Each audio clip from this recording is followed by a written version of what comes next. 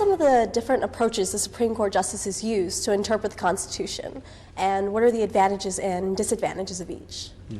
If you're asking about fundamental method of interpretation, I think you're asking about the major division, not just between the justices on the court, but in American jurisprudence generally. That is, there are those who think that the Constitution is to be interpreted in such a way as to keep it up to date. That is to say, it does not mean today what it meant when it was adopted.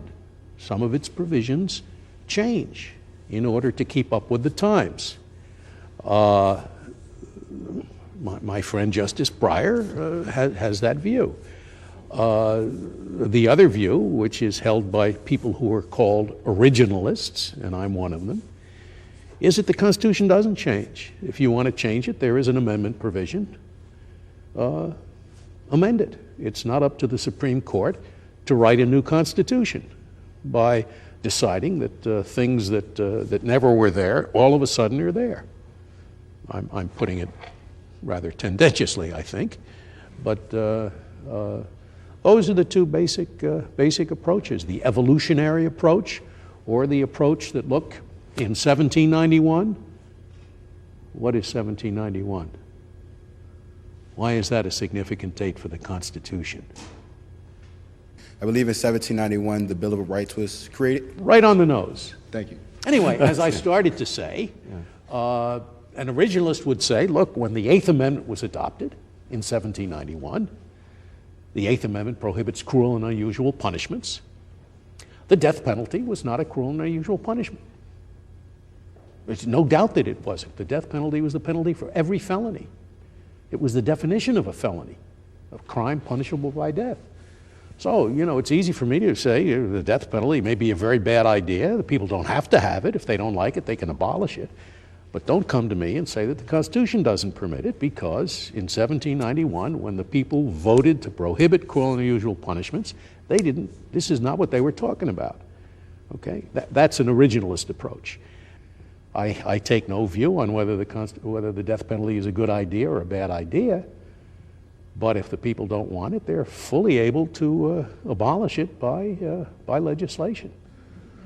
It's not quite that people who are perhaps don't hold this originalist view say the meaning of the Constitution changes. I think there's a large area of agreement. For example, it says 2 senators. Now, I don't care how desirable it is to have 6 or to have none. 2 means 2. It meant 2 in the year minus 1500. It'll mean 2 in the year 10,000. But I think Justice Scalia will also agree that words in the Commerce Clause, for example, which says that Congress has the power to regulate interstate and foreign commerce, or words of the First Amendment, Congress shall pass no law abridging the freedom of speech. What is the freedom of speech? What is interstate commerce? There were no automobiles in 1781, 81, 91, 89, 87. You pick your year. There were no automobiles at that time. 89 for the Commerce Clause. And they didn't even have internet. They didn't even have television. So I think probably we'd both agree that even though there was no such thing in 1789, 91, whatever year you want there, still this phrase applies. The world has changed. Now, here's the area of disagreement. Okay. Wait. Before you go on. That's not really giving the words a new meaning. It's just saying that new phenomena have come into being which are embraced within the former meaning. It's quite something different, however, to say that the death penalty, which did exist then, the people knew what it was, and the people did not vote to abolish it when they adopted the Eighth Amendment. It's quite something different to say it is now covered by the Eighth Amendment. It's not a new phenomenon. Anyway, go on. No, but that's quite, now we're getting to a part which is actually rather difficult. Because I will probably think to myself, whether I say it or not, in many of these cases, I will think, well, how do I know the way in which the First Amendment applies to cable television? For example, to take a real case from many years ago, when Congress passed a law that said that cable television owners must devote some of their space to carrying over-the-air broadcasters, even though they don't want to. How does that fall within the First Amendment? So when I get into these real cases, I probably will say what's key is there was a value, there was an objective, phrased in quite general terms, that existed in 1789 and 91 and exists in unchanged form today. The value, the basic purpose, the objective. And then I will look to see how that applies. So to go to a real case where, in fact, the court held that that cruel and unusual punishment clause forbids the execution of those who commit a serious crime of murder, for example, under the age of 18. We said they couldn't be executed. It was not the fact that in 1791, probably there were executions of 17-year-olds. I'm sure there were. But the value that underlies the cruel and unusual punishment clause. Is it cruel? Is it unusual? Those things look around today to see how society today works out what is cruel, what is unusual. And society there may have changed. It's not the values that's changed. It is the nature of society that's changed. And the fact you picked a bad case because, in fact, bad for who? For you or for me? For you, of course. Well, otherwise, you wouldn't bring it up. I wouldn't have brought it up. Right. That's right. Right. The majority of the states that have the death penalty permitted it for someone who committed the crime when he was under 18, but it didn't make any difference to the court. The court, being an evolutionist court, just said, we think that you shouldn't be able to execute anybody who was under the age of 18. Now, again, I take no position on the merits of it. Maybe you shouldn't be able to, but the people are able to pass their own laws and abolish it, and it doesn't seem to me it ought to be up to 5 out of 9 lawyers on this court to say, coast to coast, you can't execute anybody who committed a crime when he was under 18. The people never voted for that limitation upon democracy. And that's what happens whenever you impose a constitutional limitation, mostly from the Bill of Rights. What always happens is you are imposing a limitation on democracy. You are telling the people you can't do what you want to do. And my position is, unless the people themselves voted that limitation upon democracy, it's up to them. And that is so when you get us together, we find at least 3 things that the other person says, which is very interesting, and 4 that we disagree with. That is the point here, too, the subtlety of this view where you look to conditions really in the world, in light of the value, is that it is complicated and subtle. For example, there are a large number of states that did have on the books statutes that said you can execute someone under the age of 18, say a 17-year-old. But if you look at the number of states where such executions occurred, there were virtually none, very few. And then if you looked around the world, and this was very controversial whether you should say this, but if you looked around the world, we were the only country in the world, indeed, in practice, that did such a thing. Is that relevant? Well, you know what the framers said about whether it's relevant? What do you think they said? Nothing. They told us nothing about it. And if you look to see what they did, sometimes they looked abroad to certain places. Sometimes they didn't.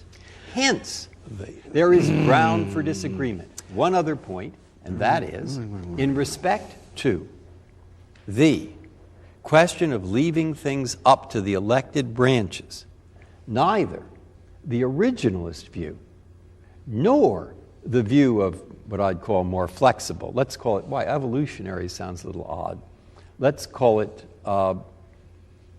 what should we call it? I want some positive thing here. What about concerned with the conditions of life? What about, well, in any case, you see what it is. It's hard to predict which view will lead to greater freedom for the electorate to change things. I cannot resist pointing out that if you look at the numbers, probably I have been more willing in constitutional cases to allow the electorate to choose matters for themselves than some of those who hold the originalist view. So that's a wash. Oh, I doubt that. But, I mean, the question is, who made you king? I mean, the world has changed, but who placed it in your hands to change our Constitution the way you think it ought to be changed in order to account for these changes? And the people can do that. They can abolish the death penalty under 17. And as for the notion, well, they had it, but it's very rarely used, it's also very rarely used to execute women. Now, are you going to abolish, is that the next case we have? You're going to abolish the death penalty for women because it's very rarely used? I never discuss a case that hasn't arisen. The interest here is, of course, I don't believe that I'm changing the Constitution. I believe what I'm doing is taking the unchanging value and applying it to the circumstance today. And the reason I don't think it helps one side or the other in this debate to appeal to the importance of democracy is that both groups of people, in the judicial world, in the academic world, believe that this Constitution is basically about democracy. It basically sets up a system so that the people themselves, through the democratic process, can decide what to do. It doesn't give us the power to be kings, but it does give us the power to patrol the boundaries.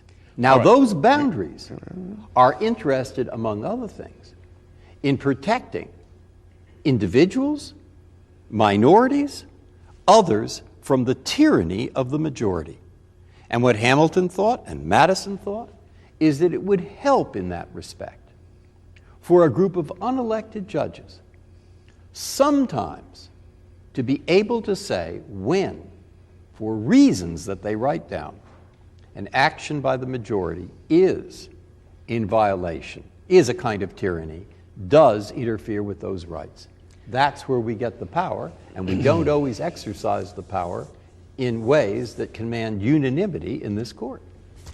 Hamilton would jump out of his skin if he thought that the Constitution he supported allowed 9 unelected judges to change the meaning of the document from year to year. And as for the fact that the evolutionary view is a defender of democracy, every time we make a Bill of Rights decision, it is an anti-democratic decision. The only thing that enables us to do that is that the people themselves authorized us to make that decision. The people themselves said you can't quarter troops in homes, even if the majority wants to. The people themselves says you cannot suppress freedom of religion, even if the majority wants to. The people said those things. But they never said, for example, to take what here in Washington is called the Big A. They never said a state cannot place limitations upon abortion. Now, there are views on both sides of that, and once again, I'm officially neutral as to which view is the right one, but do not pretend that it is not a limitation upon democracy for the Supreme Court to say the people cannot place limitations on abortion even if they want to. That's a limitation on democracy. No, we had a case which I'm trying to get away from such a controversial issue as death Well, penalty. the controversial issues Well, are the better no, ones. but I mean, this is they're controversial. the too. ones that get the blood flowing. This Where is just- you see what's at issue.